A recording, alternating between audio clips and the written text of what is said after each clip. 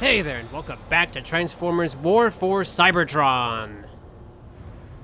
As you recall, in the last episode, I showcased some unused animations for the Decepticon faction, and now we're bringing the unused animation miniseries to a close with a run-through of 3 specific sets of unused animations.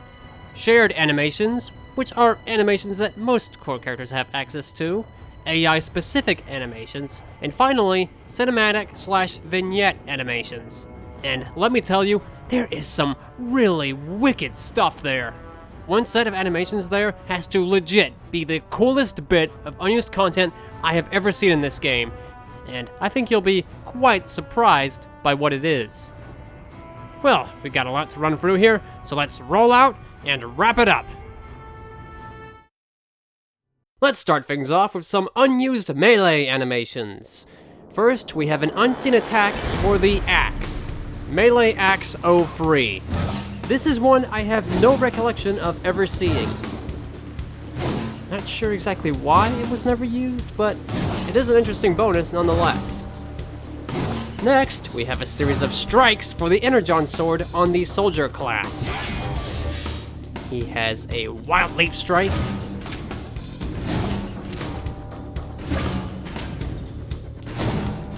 another strike from the opposite direction,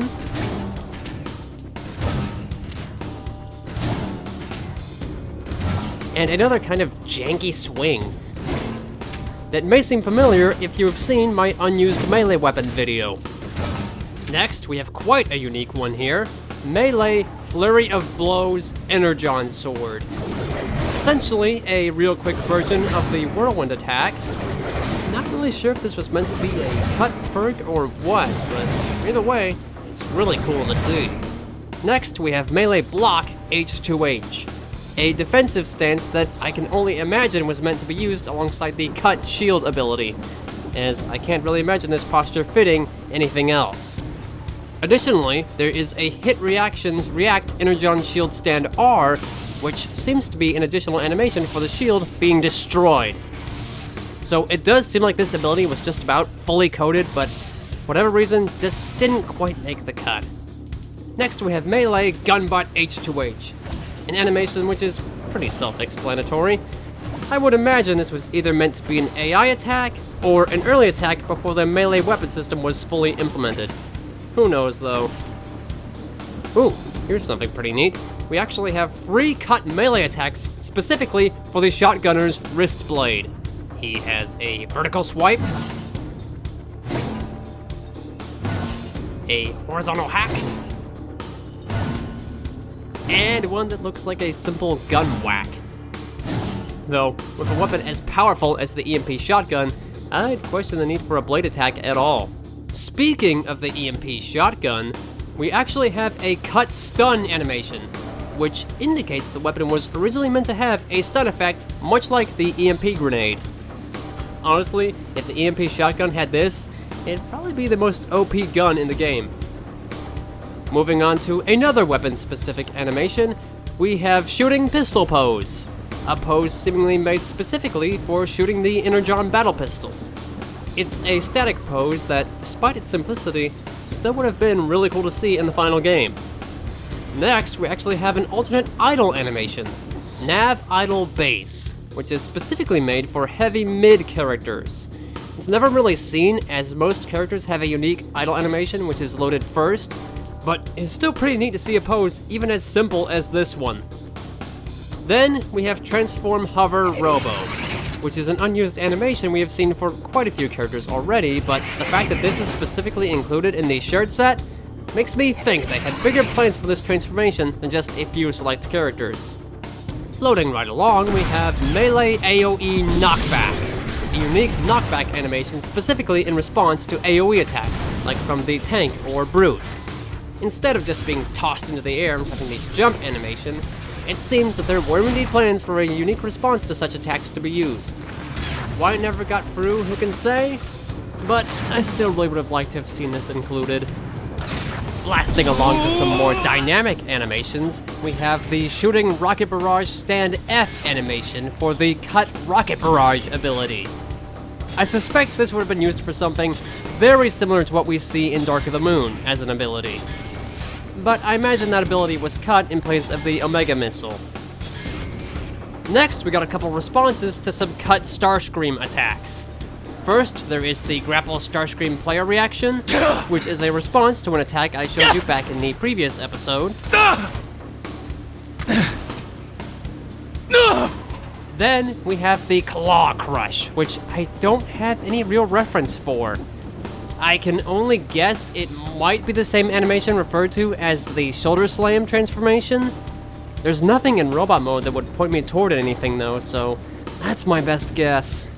Alright, that's all for the shared animations. Let's now transition over to the AI-specific animations. Starting off, we have the Cloaker with an alternate cloak activation animation. Instead of the swirl-a-whirl he typically does, he compacts himself into a scrap ball, which doesn't work nearly as well as the standard cloaking animation. What's interesting to note is that the Cloaker has 3 animation sets, most of which have duplicates of another animation, hence why we have some alternates here. Next, we have the Unused Nav Cloak Deactivate, which has the Cloaker shedding his cloak off. Seems as if it was originally planned for cloakers to be able to deactivate their cloak if they so desired. However, as we all know, cloakers only ever come out of their cloak if they're damaged, so that concept must have been cut for gameplay reasons. Next, we have an alternate knockback deactivation animation, which is pretty similar to the default one, though this time, a horde of his kibble separates from his body briefly before reconnecting.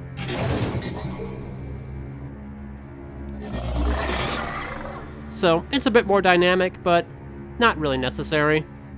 That's all to mention for the Cloaker. Let's soar over to our next character, the Flyer. First is the Grenade Throw. A simple and not very exciting animation, with the only noteworthy points being that he doesn't throw with his weapon arm and has a mine drop sound effect as opposed to the typical grenade effect. This next animation, though, is much more wicked. It is shooting Rocket Barrage Hover, and as opposed to every other single animation of this type, it actually fires functioning rockets. Of all the characters I've seen who has a Rocket Barrage animation, this is the only one that actually works. He does vanish slightly due to the camera position, but still, this is an absolutely wicked find. Next, we have a single bonus idle stance for the Hollow Brute. Typically, these guys are posed with their staffs held up high, but as you can see, there is indeed an alternate stance with them holding it lower.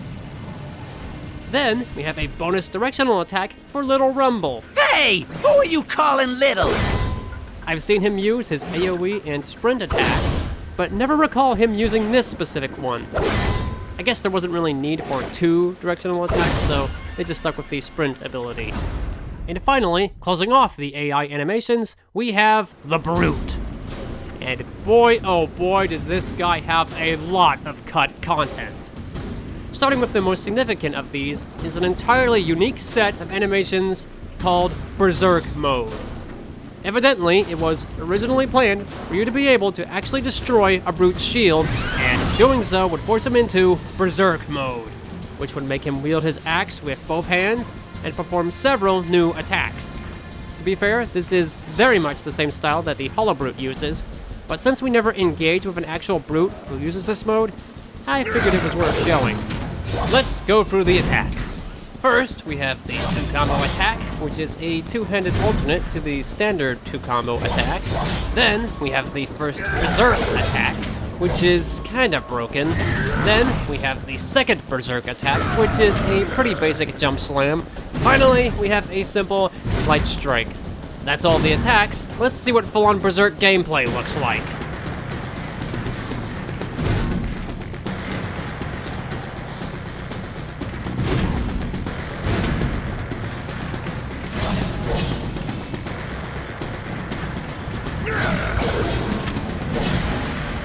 Though, to be fair, I'm not sure why the axe is so misaligned here. Could be a problem with the weapon placement, as I believe the Autobot Brute has much better weapon placement, but I'm not sure if Berserk mode would fit him better or not.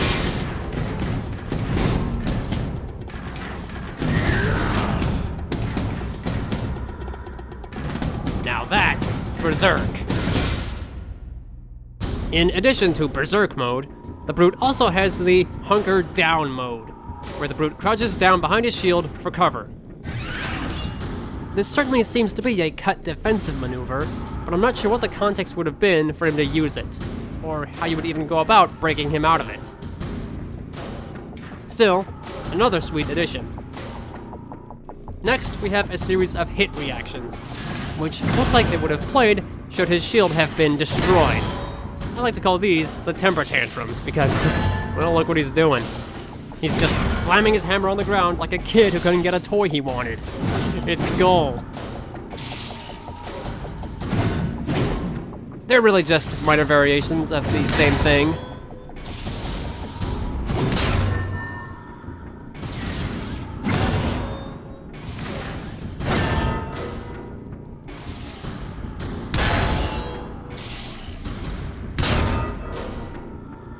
This is my personal favorite. He gets skewed down and looks like a little kid throwing a hissy fit. I just love it. Then we have another melee block H2H, which doesn't seem to be set up quite right. It's a static pose that isn't rigged properly, so the parts are all disconnected. Either they forgot to set up the animation properly, or it is set to the wrong skeleton. Either way, it is pretty broken, and I'm not even sure how he's supposed to be blocking anyway.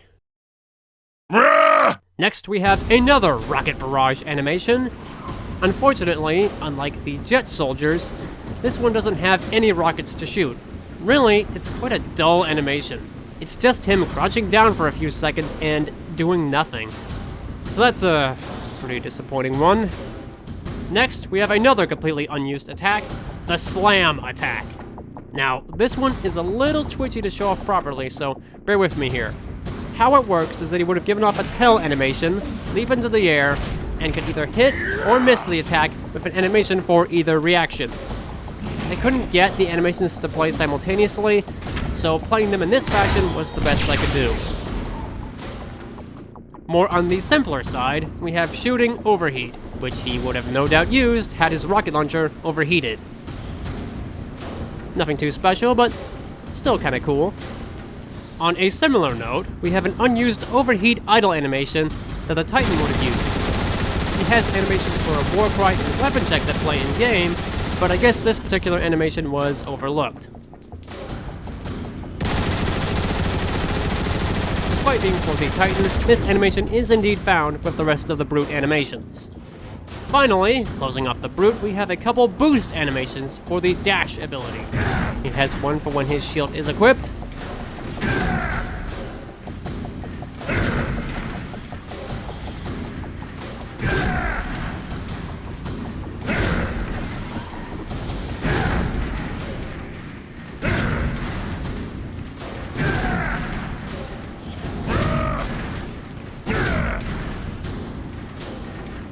and another without his shield.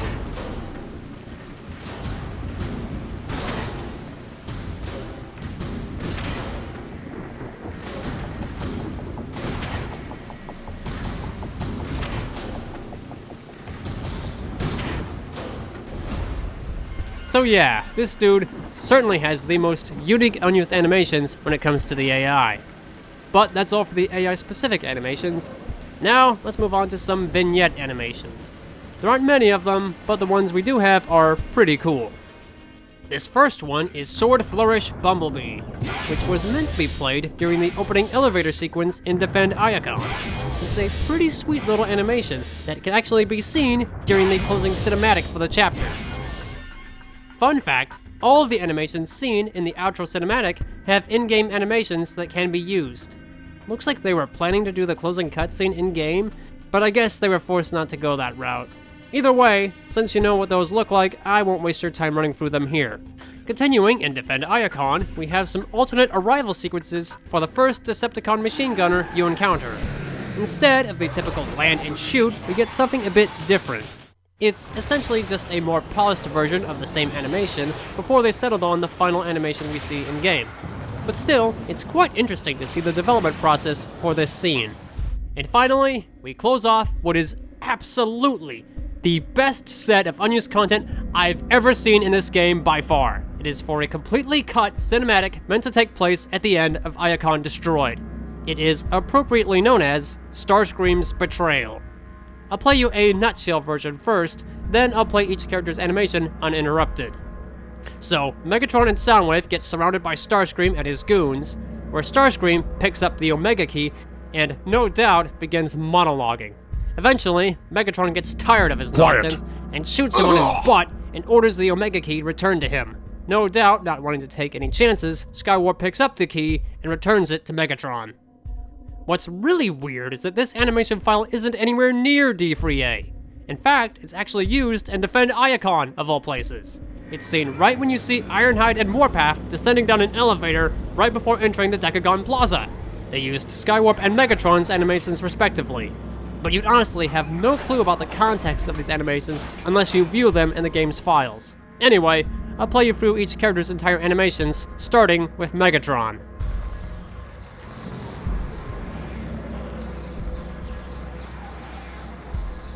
There's definitely supposed to be some voice lines here, but I could find no trace of those in the game's files anywhere, so those are probably cut. It's also a little clunky, so it might have been an early test for this scene.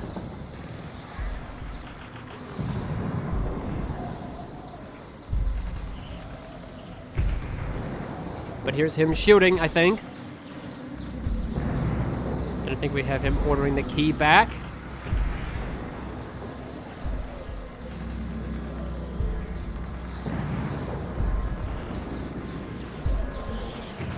Yeah, kind of hard to tell what's going on here without lines, but I think we get the gist of it. Then we have Starscreams, which is clearly him holding something, and it can't be anything but the Omega Key.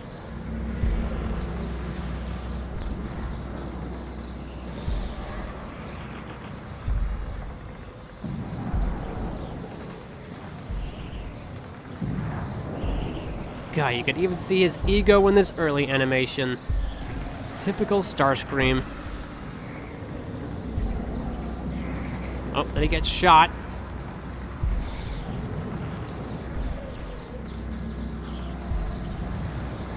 Tries to get up. Clearly he was supposed to land against something. I can only guess on the stairway to the Iacon vaults.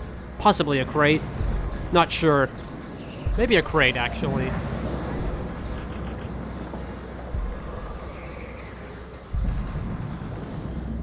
We have Thundercracker, keeping a watch on Megatron and Soundwave. There could have been an animation for Breakdown too, but if it was, it's not in this file, so he could have been part of this scene, but his animation isn't here.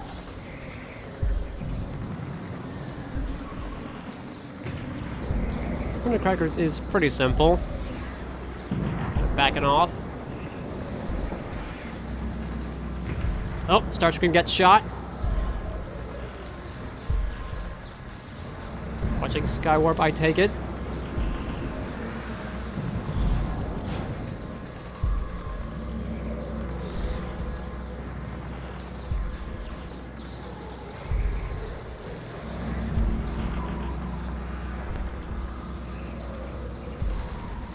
Then we have Soundwaves, who is admittedly the most lacking.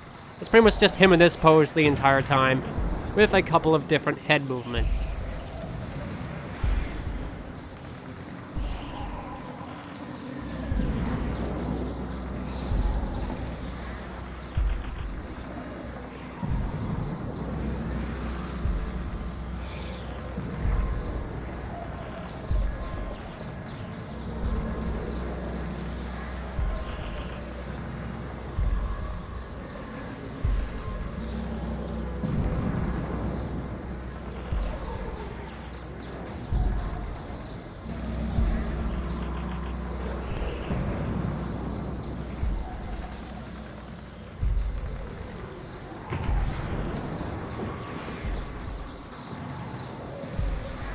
His wasn't very special.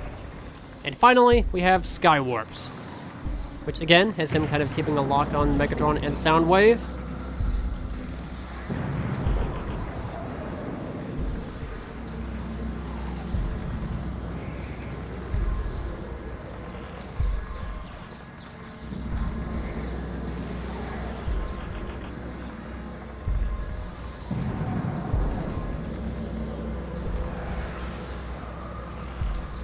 Oh, there's Starscream getting shot.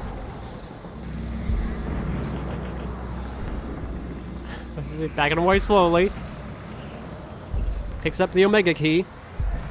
And returns it to Megatron.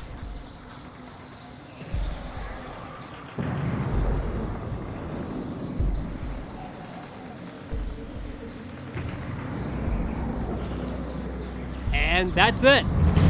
There you have it. The Unused animation miniseries has officially come to a close.